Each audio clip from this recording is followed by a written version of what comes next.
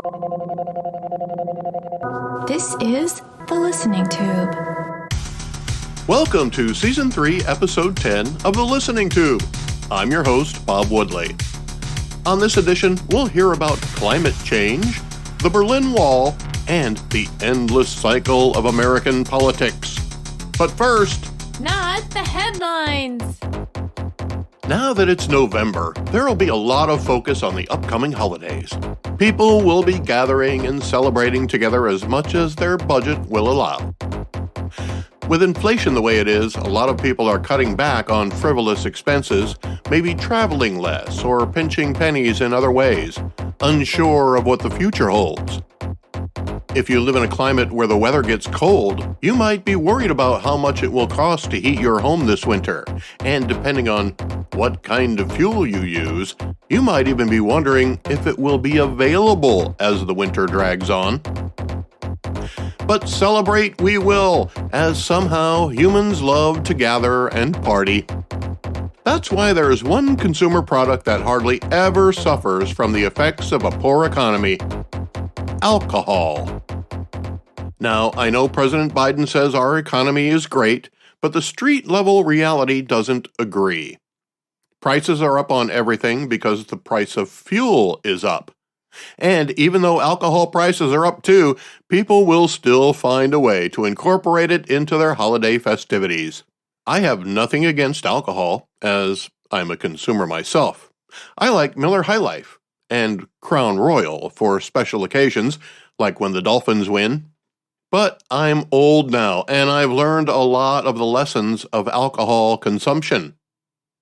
I know now that I'm fortunate to have learned those lessons without having to sacrifice my life.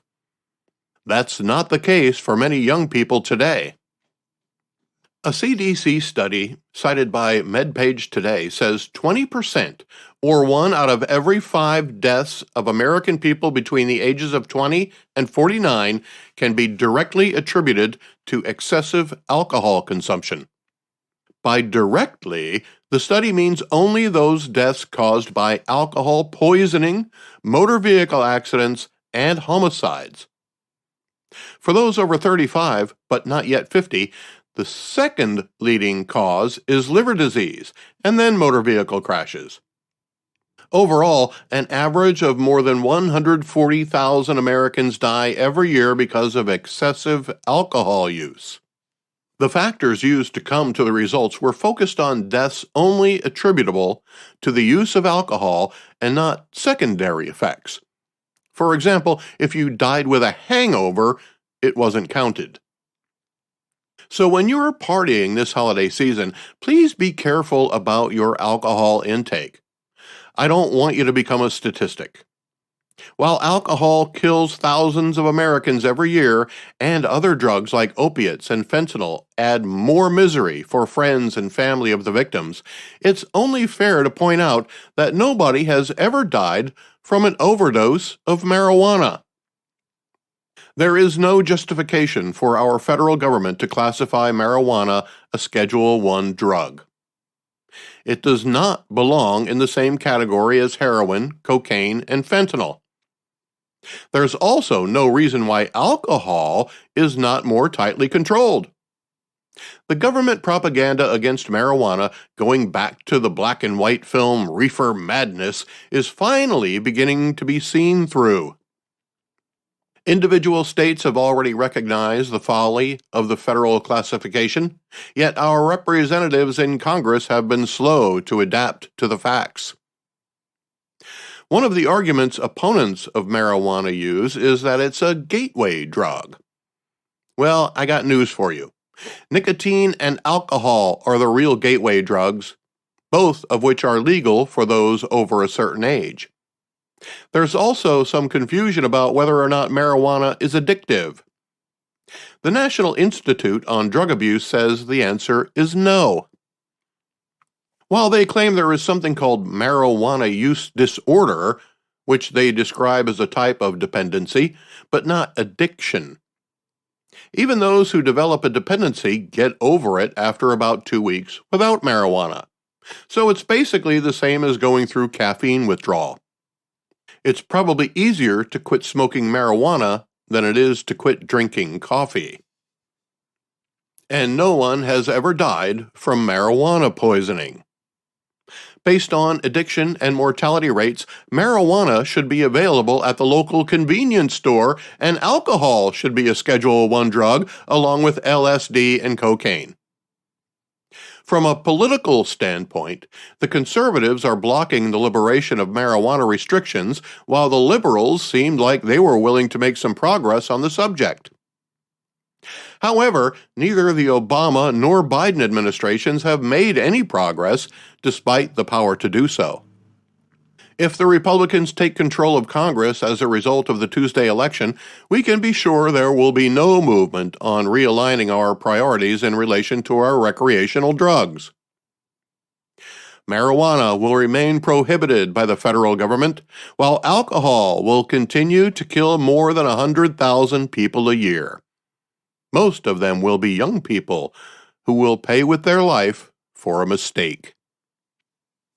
Speaking of drugs, and I only call them drugs because we know their chemical compounds, even though marijuana is a plant that grows out of the ground, drugs like alcohol and cocaine need additional processes to exist.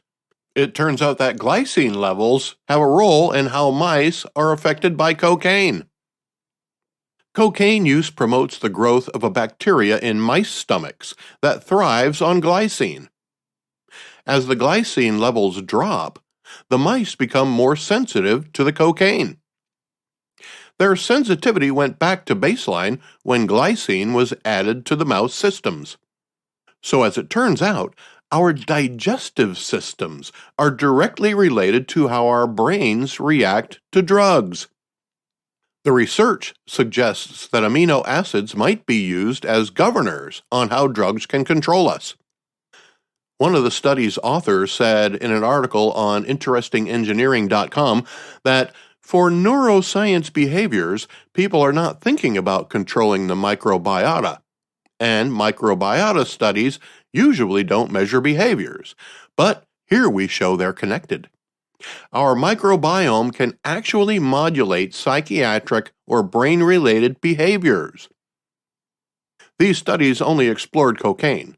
However, if you're a marijuana user, this gastro-neuro connection just might explain the munchies. Let's go back through the listening tube. This week in 1775, the United States Marine Corps is founded at Tun Tavern in Philadelphia by Samuel Nicholas. Once a Marine, always a Marine. This week in 1837, in Alton, Illinois, abolitionist printer Elijah P. Lovejoy is shot dead by a mob while attempting to protect his printing shop from being destroyed for a third time. He never claimed to be an abolitionist, preferring to call himself an emancipationist. Both titles are anti-slavery, but the label of abolitionist was also associated with social unrest, and Lovejoy wanted to be no part of that. But he was fiercely anti-slavery. Highly intelligent, an ordained minister and journalist, as well as a publisher, his printing press was his most important tool. He had been threatened by pro-slavery groups with tarring and feathering if he kept printing stories critical of slavery. He had recently moved to Illinois from Missouri to escape harassment there. But when a mob from Missouri found out he was hiding a printing press in a garage owned by someone else, they endeavored to destroy it. They fired shots into the garage, and the men inside returned fire, killing one of the mob. It seemed as though they retreated after that, but when Lovejoy opened the door for a peek, he was immediately struck by 5 bullets. Trials were held, but nobody was found guilty of killing either the mob member or the reverend. Lovejoy was buried in an unmarked grave for fear of vandalism. Today, a monument stands 110 feet tall in Alton, Illinois. He's remembered as a martyr for the anti-slavery movement and the freedom of the press. After all, it wasn't just his opinions that led to his death. but also his ability to influence people through the writing in his publications. 24 years later, this week in 1861, Jefferson Davis is elected President of the Confederate States of America. With that, America was in the midst of a civil war. It lasted until this week in 1865, when the CSS Shenandoah, the last Confederate combat unit to surrender, does so. Prior to its surrender, she and her crew circumnavigated the globe on a cruise during which it sank or captured 37 vessels. Yes, the American Civil War encompassed many parts of the world. Some Confederates will never surrender, still clinging to a hope that society will somehow reverse course and go back to the antebellum.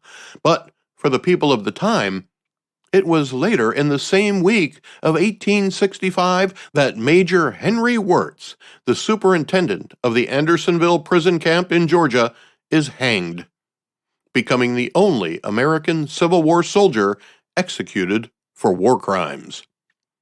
This week in 1871, Henry Morton Stanley locates missing explorer and missionary Dr. David Livingstone in Ujiji near Lake Tanganyika, famously greeting him with the words, "Dr. Livingstone, I presume?" And this week in 1872, the ship Mary Celeste sails from New York, eventually to be found deserted near the Azores off the coast of Spain. The lifeboat was gone, but nothing was disturbed, from the shipment of alcohol aboard to the captain's quarters. The last entry in the ship's log was 10 days prior to discovery, but no explanation was found for the absence of the crew and passengers. No one who left New York on that voyage was ever heard from again. This week in 1898, the beginning of the Wilmington Insurrection of 1898, the only instance of a municipal government being overthrown in U.S. history. Wilmington, North Carolina's duly elected city government was a mix of white and black politicians. The Southern Democrats would have no part of it. 2,000 of them, all white men, stormed City Hall, expelled both the white and black city leaders, destroyed black-owned property, and killed dozens of people, if not hundreds. This week in 1907, Jesus Garcia saves the entire town of Nacozari in northern Mexico. He was a brakeman on a train that supplied the mining town. Realizing the train car loaded with dynamite was on fire, he powered the train at full speed, in reverse, a distance of 3 miles out of town before it exploded. Jesus died in the explosion. After the heroic deed, they renamed the town Nacozari de Garcia. He was honored with a statue, and streets in Mexico are named after him.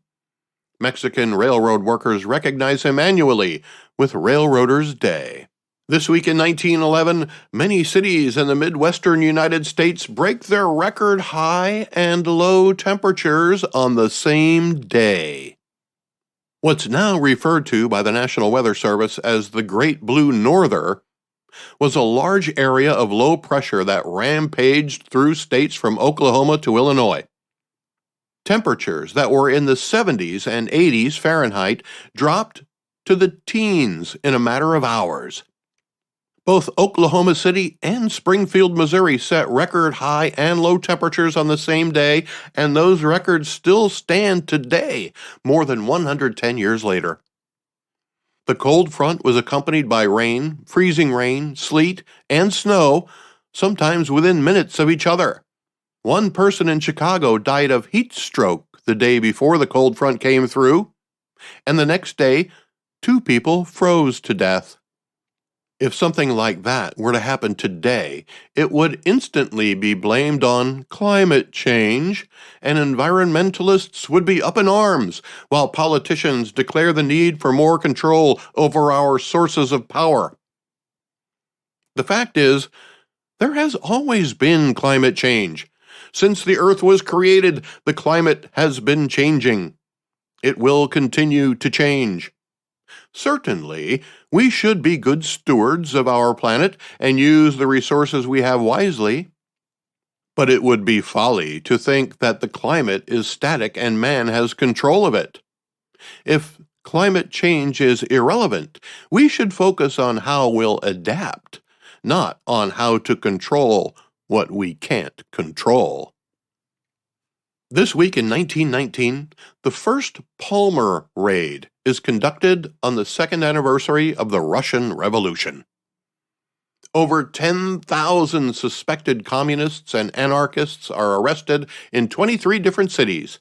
Of the 10,000 arrested, 3,500 were held and 556 people were expelled from the country. Jewish and Italian immigrants were particularly targeted, as well as labor activists. All of the 23 cities were in the United States of America. The Palmer raids are named after U.S. Attorney General A. Mitchell Palmer. Today, people with the same ideals as those who were arrested and deported are in charge of many of our government agencies, as well as top positions in the current administration. Our federal government has become more socialist over the last 100 years. Too many people are reliant on government handouts. The welfare system is where it started, and that system has grown to such a degree that fraud is rampant, and it's become a way of life for multiple generations of families. The latest example of socialism in our government would be student loan forgiveness. It's clearly a redistribution of wealth, but in this case, money is being taken from the working class to be given to the college-educated, even though they may be making as much as $125,000 a year. And so, my fellow Americans, ask not what your country can do for you, ask what you can do for your country. This week in 1943, during World War II, the Soviet Red Army recaptures Kyiv in Ukraine. Before withdrawing, the Nazis destroyed most of the city's ancient buildings. Today, Ukraine is in turmoil once again, but this time the invading Russian troops aren't there to force out Nazis, even though that was the justification for the invasion. Russian forces are having a much harder time of it against Ukrainian forces using weapons supplied by the West. The current invasion never quite made it to Kyiv, and now Russian forces are pulling back, even in the east, where the bulk of the offensive originated. Ukrainian President Zelensky has shown himself to be a worthy leader, while Russia's tyrant Putin finds himself in a very precarious position. Even his tightly controlled media is beginning to turn on him, reporting battlefield casualties at the risk of their own freedom. But the truth can't be hidden forever when funerals are being held all over Russia and untrained people with antiquated equipment are being forced to serve as cannon fodder on the front lines. Putin still has one ace up his sleeve, though: nuclear weapons. Should he decide to use them, and he's already laid the groundwork propaganda to justify it, I would hope that his own inner circle would be wise enough to overthrow the dictator and end the fighting in Ukraine. Let's hope it doesn't come to that. This week in 1944, Franklin Delano Roosevelt was elected for a record fourth term as President of the United States of America. No American president had been elected to more than 3 terms prior to this. While there were many who believed FDR had already been in office for too long, the Great Depression and another world war in Europe convinced many Americans that stability was an important factor in their vote. Roosevelt would die 11 weeks into his fourth term, and the call for term limits got louder, especially by Republicans who argued that too long of a time in office will lead to tyrannical rule. That led to the 22nd Amendment, limiting the president to 2 terms in office. Today, many people support term limits for our representatives in Congress as well. While most, if not all, newcomers to Congress have great aspirations to improve the lives of their constituents, it seems the longer they're in Congress, the more they get caught up in the partisan bickering that leads nowhere. The only reason to not have term limits in Congress is that we need people there who know the ropes. And the longer you've been serving, the better equipped you are to maneuver your way through the myriad rules and procedures of decorum. But term limits for Congress doesn't have to be as restrictive as those of the president. Perhaps a cap of 5 terms would generate a fresh supply of new faces and ideas, while keeping a healthy number of qualified leaders in the chambers. It'll never happen, though. Why would Congress create a law that limits their ability to become career politicians? Is there a way for the people's voice to be heard? After all, our congressional representatives are supposed to represent us, the constituents, and not serve themselves. This week in 1965, Cuba and the United States formally agreed to begin an airlift for Cubans who want to go to the United States. By 1971, 250,000 Cubans made use of the program. America still welcomes Cuban refugees, and many of them have made their way to Mexico to cross over America's southern border, along with people from dozens of other countries from around the world. The Biden administration still won't get a handle on the crisis. Instead, they proclaim the border is secure, while no top administration officials have even gone to the border to see for themselves. They don't acknowledge the problem because they don't see it as a problem. Defending our nation's borders is the responsibility of the federal government, and this administration has failed miserably to protect us from criminals, known terrorists, and fentanyl mules parading across our southern border, causing confusion and distraction of our border patrol to the point where they are understaffed and overextended. This week in 1969, National Education Television, the predecessor to the Public Broadcasting Service, debuts the children's television show Sesame Street. It's now one of the longest-running television shows in the world, helping millions of kids learn the basics about numbers, letters, words, and social interaction. Jim Henson's Muppets are the stars of the show, with a cast of human characters that have remained fairly consistent over the years. Since it began, Sesame Street has compiled 205 Emmy Awards and 11 Grammys. Despite the success, there have been critics of the show. Hispanics and women had concerns about how they were depicted on the program. And in May of 1970, less than a year after the debut of the program, the state of Mississippi stopped showing it because of its racially integrated cast of children, saying only that Mississippi was not yet ready for that. Well, that can't be right. This week in 1970, during the Vietnam War, for the first time in 5 years, an entire week ends with no reports of American combat fatalities in Southeast Asia. Prior to that, Americans had to become accustomed to nightly death counts on the network news. This was the first time the realities of war were brought into living rooms via television on a daily basis. Needless to say, most of them didn't like it, but it was the duty of the media to tell the story. Protests were common. Anti-war sentiment was high throughout the conflict. A week without a body count was a welcome respite from the horror stories of the previous 5 years. This week in 1975, the 729-foot-long freighter SS Edmund Fitzgerald sinks during a storm on Lake Superior, killing all 29 crew on board. Made famous by the song by Gordon Lightfoot, it is perhaps the most memorable of any ship to sink in peacetime. Also this week in 1975, the United Nations General Assembly approves United Nations Resolution 3379, equating Zionism with racism. Zionism, or the belief that there should be a designated homeland for Jewish people, is not a race, and the resolution is repealed in 1991 by Resolution 4686. Ironically, it was Israel that demanded the original resolution be repealed.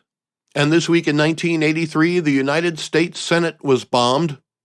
No people are harmed, but an estimated $250,000 in damages done. It was one of 3 locations where bombs were set off by the Armed Resistance Unit, a far-left radical group. The other 2 were Fort McNair and Washington Naval Yard. 6 people were tried for the bombings. 4 of them were women. On his last day in office, President Bill Clinton commuted the sentences of 2 of them. This week in 1989, the Cold War essentially ended with the fall of the Berlin Wall. Communist-controlled East Germany opens checkpoints in the Berlin Wall, allowing its citizens to travel to West Berlin. And boy, did they. The former checkpoints leading to the American, British, and French sectors of Berlin were flooded with Berliners from the Soviet sector of Berlin and the rest of East Germany. West Berliners went in toward the wall to witness the event and cross over to find relatives that had been trapped outside the Berlin Wall since the 1960s. Other Berliners took it upon themselves to begin the destruction of the wall with sledgehammers and pickaxes.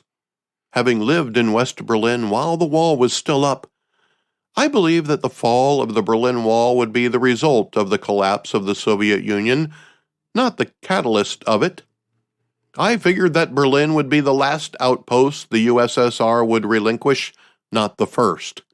Before the wall came down, Berlin was the most unique city in the world, with it being divided not only in half between the capitalist West and the communist East, but West Berlin was also divided into occupied sectors controlled by England, France, and the United States. As a free state stuck inside a communist country, West Berlin was a great mix of people from many different places and cultures. I made friends from each sector of Berlin, if you count the occasional person from East Berlin who was able to get a phone call through to me to request a song while I was a radio personality there. People in West Berlin were free to travel to East Berlin or travel across East Germany to reach West Germany with the proper paperwork. While in the eastern parts, though, there were certain restrictions. We were not allowed to buy groceries, as the Eastern Bloc countries often experienced food shortages. We were also not allowed to take pictures of certain buildings, specifically any building that had the hammer and sickle emblem of the Soviet Union. We could buy food at a kiosk and take pictures of Soviet soldiers taking part in changing of the guard ceremonies. At the same time, we were tasked with keeping an eye out for any large troop movements or any suspicious activity by Russian or East German soldiers. Berlin is much different now. It's once again the capital of a reunited Germany. The fall of the Berlin Wall created the environment for the rise of the European Union, the euro currency, and Germany's status as a leader in industry, technology, and diplomacy among the European countries. This week in 2000, Hillary Rodham Clinton is elected to the United States Senate, becoming the first lady to win public office in the United States. She was actually still the first lady when she was elected. She would eventually go on to serve as Secretary of State as well, and run unsuccessfully for the position her husband once held, President of the United States. Today, she's still a leader of the Democrat Party and is often seen in interviews talking about politics. Some believe she'll run for president again, assuming the Democrat Party doesn't want Joe Biden to run for re-election. Honestly, I don't see a viable candidate for the Democrat nomination for president in 2024. Perhaps a centrist like Joe Manchin would like to run. But these days you have to be more of an extremist to get the nomination from the left or the right. Centrists like myself don't stand a chance, as without all the posturing and rhetoric by the parties, actual work might get done that would benefit all of the American people instead of just the people whose votes are trying to be bought. The Listening Tube will return at the speed of sound. Contact the Listening Tube by calling 570-601-1101 or by email thelisteningtube@outlook.com. Well, the American election is this week. To those of us who live here, it's just a bump in the road of a never-ending cycle of political advertising and propaganda. The day after the election, the analysis will begin anew with new targets and new agendas and new criticism. Some people will be outraged by the results, some will be elated, and we'll have to spend the next 2 years listening to them point out every little thing done by the person who just got elected, good or bad, depending upon your news source. What I find interesting as a journalist and registered independent is how both the liberals and conservatives have begun to really lump each other together under derogatory categories. Opposing candidates attempt to pigeonhole each other by using words like radical, extreme, and dangerous in phrases that are carefully crafted to sound indisputable. The television ads are nonstop, as if by now people haven't made up their minds already.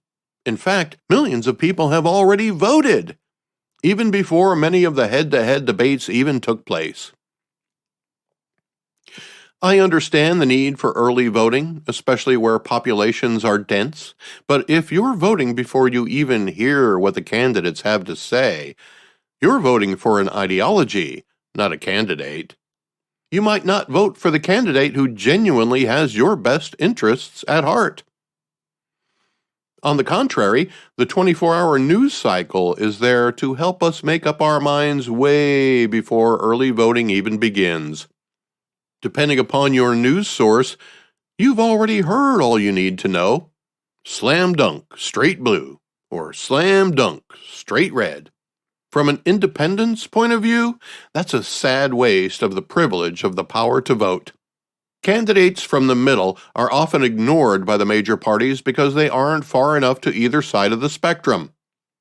But if you are on board with the committee's agendae, is that how you say it? The plural of agenda? Anyway, there's more than one agenda you have to fall in line with before the money will come your way. And with political action committees and super PACs, it's the people with the money who control whose message gets screamed at you the loudest. By that I mean most often. Advertising is a matter of repetition. When it comes to politics, they only need you to believe it a little less than you believe the other thing. And only for a short period of time, because the day after the election, they start the process all over again. Even though it seems like there's a flurry of messaging at the end, the mechanics of the messages were put into motion well in advance. I have an example of a television commercial that's critical of a Republican candidate for Senate. I noticed it because of a source it cited on one of the claims it made. A few episodes ago, Season 3, Episode 7, I talked about a publication called The American Independent, and how it's actually not independent at all, but a misnomer for a liberal organization trying to disguise itself as a legitimate news-gathering organization. Here's the audio of the commercial. At every turn, he's hurt people to help himself, exploiting the sick, pushing scam drugs that didn't work, getting rich off opioid producers while Pennsylvanians got addicted. And if he wins, Oz praised a plan that could cut Social Security and Medicare, raise taxes on working families, while cutting taxes for millionaires like himself. After everything he's done, why would we ever trust Oz in the Senate? SMP is responsible for the content of the chat. Right off the bat, they claim he'd harmed people, which is a terrible thing to say about a doctor who seems to be famous for helping people. Then they say he profited off of opioid addiction. Maybe he did. If you had investments in pharmaceutical companies, you may have. I'm sure many doctors have mutual funds that include drug manufacturers. That's all you need to make the claim that he profited from opioid addiction. Then they claim that he'll vote to cut Social Security and Medicare in the audio, as you heard. The video cites the source of that fact on Philadelphia's Morning Answer, in small type under the giant type that screams the claim. It looks official, but Philadelphia's Morning Answer is a podcast by a guy in Philadelphia. He also talks about sports. And I'm not busting on this guy. He might be a good journalist. So am I. But like me, he's free to express his opinion, and once he does, someone else can quote him and make it sound like it's a statement from a verified source. So if some political action committee wants to quote me as saying that one Republican talked about looking at Social Security and Medicare and none of the other Republicans agreed, feel free. The next claim, that he'll raise taxes for working families, seems funny to me, as Republicans really aren't known for raising taxes, but he may have admitted back in April, before he won the primary, that he supported some kind of tax. Again, the source was a podcast and the left-leaning Washington Post. In very small type on the screen, even if you have a giant TV. But then the commercial claims he would cut taxes, but only for millionaires like himself. Exactly what kind of millionaire is Dr. Oz? Is his $1 million any different than the $1 million John Kerry has? What about Hillary Clinton's $1 million or George Bush's $1 million? Since when did $1 million become a political liability? It seems like you're only allowed to become a millionaire after you become a politician in order to fit in. But the source of this claim, written on the screen in very small letters, was the American Independent. The very same organization that pays to have a newspaper-looking publication put in my mailbox every few months. I got another one the other day, in fact. I've already talked about this place and what their goals are. It's an extreme left-wing organization disguised as a newspaper. So what they do is write whatever they want in the American Independent, then use it as a source in the television ads to make it look like a legitimate news source and all the credibility that comes with it. Not surprising, a political action committee paid for the ad, and I know the right wing also bends the truth as far as they possibly can, but I always try to read the small print on all kinds of television ads, and when I saw a publication I recently talked about on the program, it opened a can of worms for me. If I had a question about one of the sources cited on a political ad, what does it say about all of the other sources used on political ads? Today, media is such a loosely used term that any political ad can quote just about anybody and make it look indisputable, like it comes from a source you can trust. The problem is, they can get it to work, and they only have to make it look trustworthy for enough of us to believe it. Most people don't have the time, or simply won't take the time, to dig a little deeper. So whatever's on the surface will most likely stick. With any luck, it'll stick until you reach the ballot box. After that, you're on your own.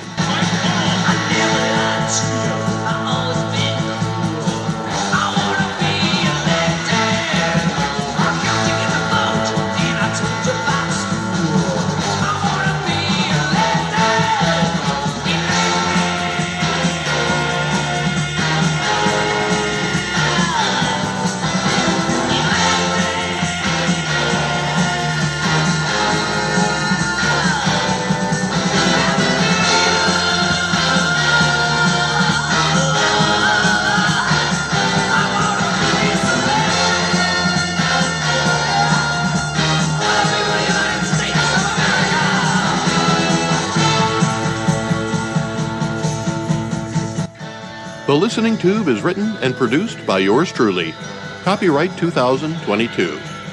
Thank you for putting your ear to the Listening Tube. I'm your host, Bob Woodley, for Thou ad Infinitum.